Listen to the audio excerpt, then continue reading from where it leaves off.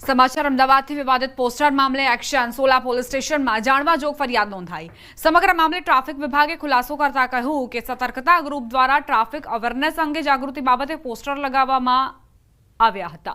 Traffic સલામતી જાગૃતિ માટે લગાવવા માટે એપ્રુવલ આપવામાં આવ્યું હતું, પરંતુ આ વિવાદિત લખાણવાળા પોસ્ટરો કોના કહેવાથી લગાવવામાં આવ્યા તે તપાસ કરાશે। આ વિવાદિત પોસ્ટરો સાથે પોલીસને કોઈ લેવા દેવા નથી। તાત્કાલિક પોસ્ટરો હટાવવામાં આવ્યા છે। સતર્કતા ગ્રુપ પર સોલા પોલીસ સ્ટેશનમાં જાણવાજોગ દાખલ કરવામાં આવી છે। જે બેનર્સ લાગવામાં આવ્યા છે એનાથી શહેર ટ્રાફિક પોલીસ અને અમદાવાદ શહેર પોલીસને કોઈ લેવા દેવા નથી। આ વ્યક્તિએ અને આ એનજીઓએ આ બેનર્સ કેમ લગાડ્યા છે એનું ધ્યાન લેવા માટે અને એ શોધ કરવા માટે અમદાવાદ શહેરના સોલા પોલીસ સ્ટેશન વિસ્તારની અંદર એક જાણવાજોગ આજે દાખલ કરવામાં આવી છે। આ જાણવાજોગની તપાસ દરમિયાન આ વ્યક્તિએ શું કોઈની પરમિશન લીધી છે કે નહીં, અમદાવાદ મ્યુનિસિપલ કોર્પોરેશનની પણ પરમિશન લીધી છે કે નહીં, ટ્રાફિકના કોઈ પણ અધિકારીનો ધ્યાન દોર્યા વગર આ પ્રકારના બેનર્સ કેમ લગાવવામાં આવ્યા છે, આ અંગેની વિશદ અને ઊંડી ચર્ચા અને તપાસ જે છે એ આ જાણવાજોગમાં કરવામાં આવશે। દાહોદમાં ભાજપ નેતાના મકાનમાં લાખો રૂપિયાની ચોરીનો બનાવ બનતા જ પંથકમાં ફફડાટ ફેલાયો। દેવગઢ બારિયાના સાતકુંડા ગામે ભાજપના નેતા ભૂપેન્દ્રસિંહ ચૌહાણના બંધ મકાનમાં તસ્કરો ચોરી કરીને ફરાર થઈ ગયા। નેતા પરિવાર સાથે વડોદરા ગયા હતા તે સમયે તસ્કરોએ બંધ મકાનનો મુખ્ય દરવાજો તોડી ચોરી કરી। અંદાજે 36 તોલા સોનાના દાગીના અને રોકડ રકમની ચોરી કરી તસ્કરો ફરાર થયા। ઘટનાની માહિતી મળતા સમગ્ર પંથકમાં ફફડાટ ફેલાઈ ગયો। ભૂપેન્દ્રસિંહના પુત્ર ધનંજય ચૌહાણે સાગટાડા પોલીસ સ્ટેશને ફરિયાદ નોંધાવતા પોલીસે ડોગ સ્ક્વોડ અને એફએસએલની ટીમ સાથે તપાસ શરૂ કરી છે। ત્રણેય જણ અમે બરોડા હતા। સવારે જ્યારે આવ્યા ત્યારે બધું જોયું ત્યારે અમે પોલીસને જાણ કરી આવ્યા પછી અને પોલીસે કાર્યવાહી ચાલુ કરી અને અમે જ્યારે અંદર બધું જોયું ત્યારે તપાસમાં એવું આવ્યું છે કે અમારું અંદાજે 36 તોલા જેવું સોનું ગાયબ થયું છે। થોડા ઘણા 2 લાખની આજુબાજુ કંઈક કેસ હતા એ ગાયબ થયું છે અને પોલીસને કોઈ જાણ કરી છે તો પોલીસની કાર્યવાહી હવે ચાલુ છે। તો અમારી માંગ એટલું છે કે હવે જે કાર્યવાહી ચાલુ થઈ છે એમાં જલ્દીથી જલ્દી તપાસ કરીને જે આગળ કાર્યવાહી છે એ પૂર્ણ થાય। વડોદરા વાઘોડિયા રોડ પર દશામાના મઢમાં સાંઢણીની આંખમાંથી ઘી નીકળતી હોવાની વાતને વિજ્ઞાન જાથાની ટીમે ખોટું સાબિત કર્યું છે। એક મહિલા અને તેનો પુત્ર દશામાના મઢમાં સાંઢણીની આંખમાંથી ઘી નીકળતા હોવાની વાત કરી હતી અને લોકોને ધાર્મિક લાગણી સાથે છેતરપિંડી કરતા હતા। વિજ્ઞાન જાથાએ આ ભૂઈની 35 વર્ષની ધતિંગ લીલા બંધ કરાવી દીધી।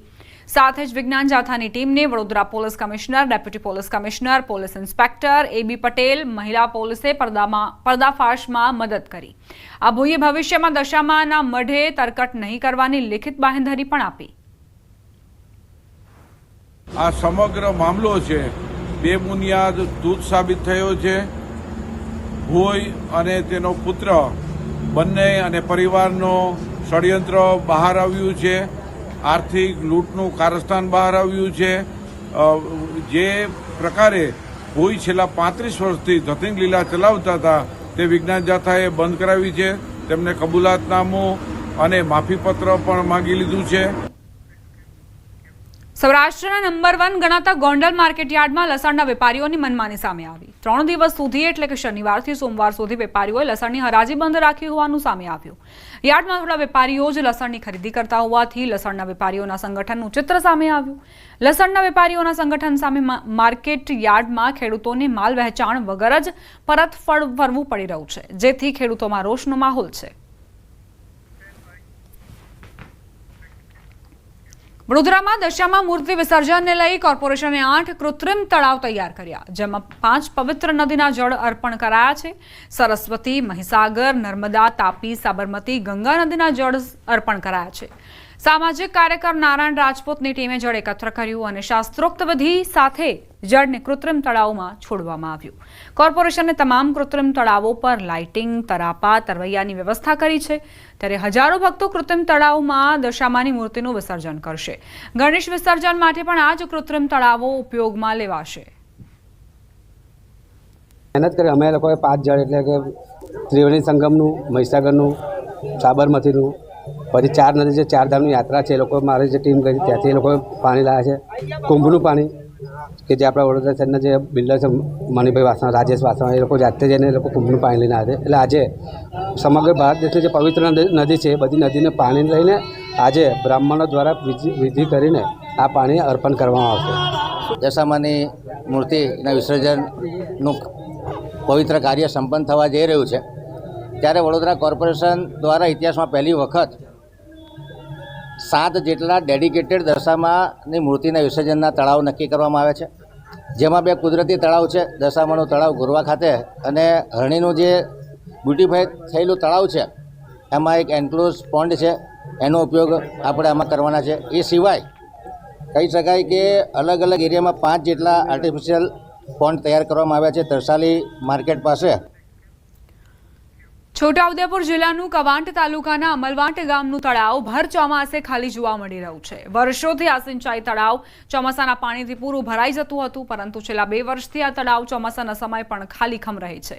તેની પાછળનું કારણ છે દરવાજામાં થયેલ નુકસાન. દરવાજાથી પાણી જરૂર પડે છોડવામાં આવે છે, તે દરવાજામાં નુકસાન થતા પાણીનો સતત વેડફાટ થઈ રહ્યો છે. કોતરોમાં રોજનું હજારો લીટર પાણી વહી જાય છે. આ વાતની જાણ સિંચાઈ વિભાગને કરી અને લાખોના ખર્ચે કામગીરી પણ કરવામાં આવી, પરંતુ કામગીરી કરવા છતાં સ્થિતિ તો એની એ જ રહી. ગામના લોકો સૂત્રોચ્ચાર કરી વિરોધ કરી રહ્યા છે. કામગીરીમાં ફક્ત વેઠ ઉતારવામાં આવી રહી છે. જે દરવાજાને રિપેર કરવાનો હતો ત્યાં જાણે થીગડા મારી દેવામાં આવ્યા હોય તેવું જોવા મળ્યું, જેથી આક્રોશમાં આવેલા ખેડૂતો જણાવી રહ્યા છે કે આવા અધિકારી સામે સરકારે પગલાં લેવા જોઈએ.